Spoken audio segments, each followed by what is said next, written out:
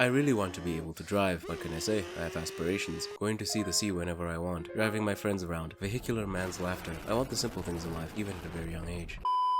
Need for Speed Most Wanted is one of the most favorably looked upon game in the franchise. Memorable bosses and characters, amazing races, and customization that I feel has not been replicated till this day. It cemented itself in a lot of people's childhoods. Those people are now old. If we assume they were 5 years old at minimum when they played this game, that means they're 24 years old right now. Or as we in the anti-unk industry would call it, pushing death. But back to what I was saying. Need for Speed Most Wanted 2005 is amazing. This intro was bait. This video is about the other one, Need for Speed Most Wanted 2012. It's a racing game, I hope you noticed. Electronic Arts, yes, the full name, chose to name this installation in the franchise the same thing as the 2005 one, which makes searching for information or footage about this game very unfun, as now I need to remember the release dates for both these games, which is why 2005 and 2012 will be base boosted this entire video. I needed to suffer, and so do you. I don't think I would have a problem with the naming scheme if the games were more similar. The only thing these games share is having cars. I'm being a bit hyperbolic. Now before I go on a deranged rant, I should explain the game to you. Conveniently, the intro for the game does this all for me. But there's one big caveat. This game is filled with copyrighted music. I mean to the brim. Every single soundtrack. But since I don't particularly earn money on this channel, I don't care. There's nothing they can sue me for. What are they gonna get? My CapCut license?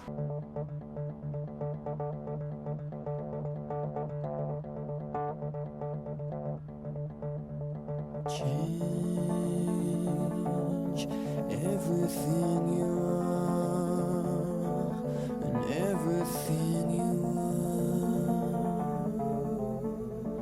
Your number has been called.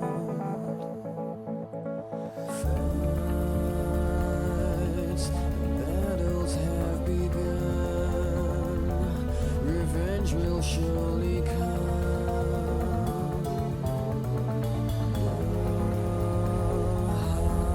Times are ahead. Welcome to the city of Fairhaven, home to the most intense street racing on the planet. 10 drivers rule these streets. Always on the run from the cops, they drive the best cars and dominate the city.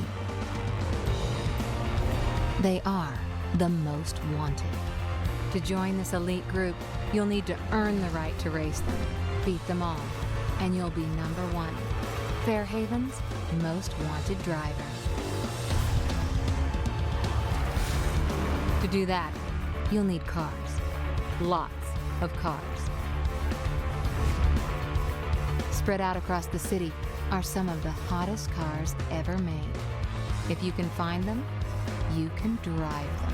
To own one, simply drive up to a jack spot and jump in.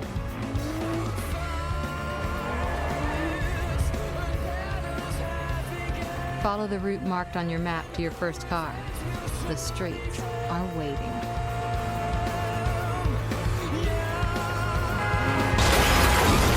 This is a good intro, I can't even lie. The music slowly ramping up, accompanied by the visuals, is amazing. The description gets its message across and isn't too wordy. I was kind of excited until it allowed me to drive. For some reason, the acceleration and braking key were bound to A and Z. Of course. It was a hard cut to my immersion, since I needed to bust open the settings menu just so I could play. It's probably my fault. Somehow I managed to mess up a fresh installation. Just as the intro said, there are cars sprinkled around the nooks and crannies of this map for you to find and use, which is pretty cool. This firmly sets the location of this map outside of Los Angeles, otherwise the windows would be smashed. And I guess it also encourages exploration. I unironically think this is great. Alright, I reached my quota of good things to say about this game. I have to do this now. My therapist says I'm a little bit too negative. My therapist is the realest guy I know. Me. The exploration is great until you learn the same car can have multiple jack spots. So you get super excited thinking you found a new car, only to get your patella shattered by reality. Having multiple cars around and accessible kinda leaves progression all over the place. In the previous game, progression was very linear and understandable. You had to buy cars instead of food, and the cars in the dealership were ordered by how good they were. It's so intuitive, kids could understand it, and they did. The progression in the new game is done purely through imaginary social currency, basically driver rubles. You earn them by evading the police, winning races, smashing billboards, and speeding, sadly, while not intoxicated, which is a real man's sport. Earning a certain amount of driver shekels allows you to challenge the most wanted. Who are the most wanted? There are no people. It's just car names. I'm racing sentient cars. Sentient cars that have no stats. What am I supposed to bring to this race? Pagani, or will some Russian scrap car or a hatchback suffice? I don't know. I usually just end up taking the car that I leveled up to earn the driver pounds. When you level up/upgrade your whip by winning races assigned to that vehicle, every car has its own races. I can only describe this choice by the devs as different. It's new. Due to the amount of cars in this game, if it had the same race format as the previous game, a lot, and I mean a lot of cars would be forgotten. They fixed the problem they created. With that kind of problem solving, you'd think I was on the dev team. This created another problem though. As a filthy completionist in the most unexpected games, Jesus Christ, the amount of races overwhelms me. Subpar, what are you talking about? The races are fun. No, they're not. The races in this game are an exercise in patience, primarily because the cars in this game are made out of chopsticks and hopes. The slightest graze and you're going to be looking at the crash cam. Subpar, just don't be dog shit. I completely understand that objective criticism, but not only do I have to battle with the terrain, as sometimes there'll just be random protrusions on the side of roads, the devs sat in a circle and said, yeah, put the car mauler 3000 right here. Also, at times, the traffic is just downright unavoidable. How am I supposed to avoid this? This isn't like Need for Speed Most Wanted 2005, one take by the way, where in the drag races, traffic was the same all the time. Your entire run can be ruined by RNG. Remember that one comment about the paper mache cars? Yeah, your fellow racers can total you. Cops can total you. Civilian shitboxes can total you. You can somewhat fix this by getting the reinforced body upgrade, but not only do you have to do this for every car, but you also lose speed, which sucks. By the way, the aerodynamic body lowers your durability, meaning you can be Fortnite one pumped. At least the intro for races are cool. The coolest intros are reserved for Most Wanted races. The Most Wanted races. You have to deal with the terrain, traffic, your opponent rubber banding, and just in case you thought that was sweet, the police are chasing you too. Hypothetically, let's say you didn't give up and beat him fair and square in the race. You still have to chase him down and total it to complete it. Why, you ask? Does it look like I know? I'm being a bit of a prick. The game isn't that bad. The drift courses are pretty cool and I really like the stunts. I really like the soundtrack. You can tell it's old, but it's all bangers. But there's no berries in this game. 0 out of 10.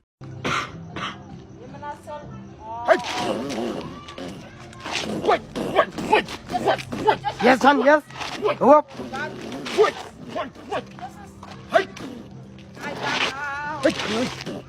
Thank you, John.